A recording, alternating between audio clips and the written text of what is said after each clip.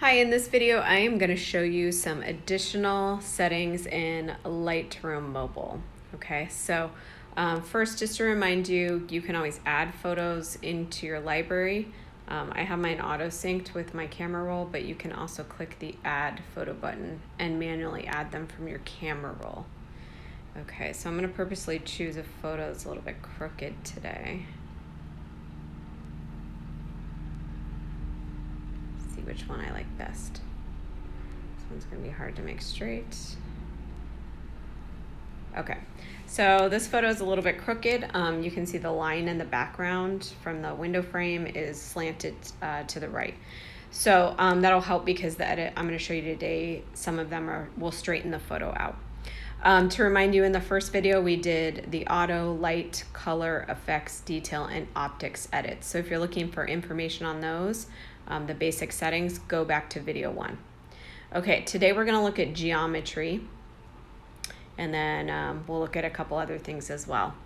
Okay, so this is great for photos where you need to straighten them, or you have lines that are like merging up and you want to straighten the angle out, things like that.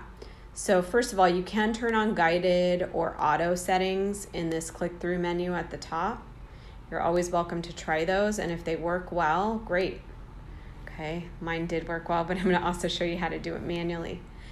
Okay, and then under constrain crop, we do want to turn that on because that's going to mean, for example, if I do that to the photo to straighten a line and I turn constrain crop on, it's going to crop that out automatically. If I don't, it won't. So let me reset that. Okay, so distort. That's going to make the photo bulge in or out if you need that. I'm going to do that a little bit to get her face closer to the camera.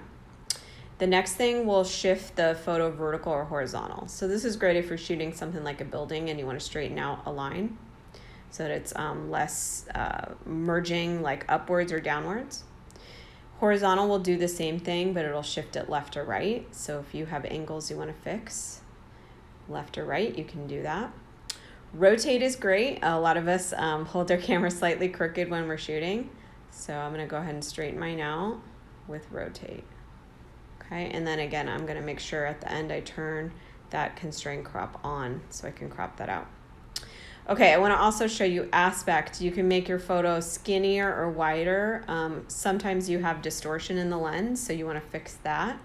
Something looks wider than it should or narrower than it should. Scale is a great one that will help you zoom in or out. So if there's distractions in your background you want to crop out, you could zoom in. Okay, and then you can also use the X and Y offset to shift it left or right. So for example, if it's too low and you want to shift it up, you could use the Y offset. And if there's something that is cropping out that you don't want to be cropped out on the left or right, you can use the X offset. Okay, so I'm gonna undo that because I want to show you another way to straighten out a photo. So I'm gonna reset it. Okay, if we scroll over, so again, that was geometry. If we scroll over to the first 3 settings, you can see there is a crop. Okay, so I can also straighten out crooked things with a crop. So there's different settings on the bottom you can try. There's a straighten, there's a rotate, like if your photo is flipped the wrong way. There is a flipped horizontal. Flipped vertical wouldn't be good in this case, but there is that in case your photo auto rotates and you don't want it to. There's a straighten, which will auto straighten, and sometimes it's pretty good and other times it's not as accurate. So if it's not as accurate, you can do it by your own hand as well. So I'm going to undo that and show you doing it by hand. Okay, if you do want to rotate it yourself, you can use the rotation at the bottom. Okay, so this is similar to that rotate in geometry. And then if I wanted to crop something out of the background, I can pull my frame in. Okay, all right, so I'm going to go ahead and apply that. That's the check mark on the bottom right. Okay, the next 2 settings I'm going to show you, and that'll be that for this video, are selective edit and then healing. And these are the first 2 buttons that we skipped over before. These are things I would do at the end rather than the beginning because they will affect just parts of your photo. So I would do your overall light, color, any effects you want to use, and then come back to these. Okay, selective. Selective edits are going to allow me to edit part of a photo rather than the whole thing at once. And at the top left corner, if you click the plus button, you can choose your tool. So I'm going to go ahead and choose my brush. And then I can change my brush settings here. Okay, I can make it bigger or smaller, for example. So go ahead and make it bigger. And then I'm going to use my finger to paint in where I want to edit. So if I just want to edit the cat, I'm going to paint over her. And then I might need to get in with a little smaller of a brush, to do the smaller parts. I can show you in a second too. You can pinch, zoom in if there's something really small that you want to edit. Okay, once I've selected my area, if I make any mistakes, I can switch to the erase brush, or I can trash it and start over. Those are tools on the left as well. But once I have my selected area, I have these buttons on the bottom, and I can use these edits. So I can click on my light, for example, and if I just wanted to add contrast to the area I've selected, I can up my contrast there, and I can decrease my exposure or increase my exposure. So as you can see, it's just affecting the areas that I painted in with that brush. Okay, so this is a great way if you want to emphasize the subject, or you want to de-emphasize something in the background. You could paint the background instead, for example. Okay, so I have color, I have effects, I have detail. Like if I just wanted to add sharpening to my subject, it's a good way to do it. I have optics, I have all these settings. Okay, so that is the selective edits. I'm going to go ahead and apply it by clicking the check mark.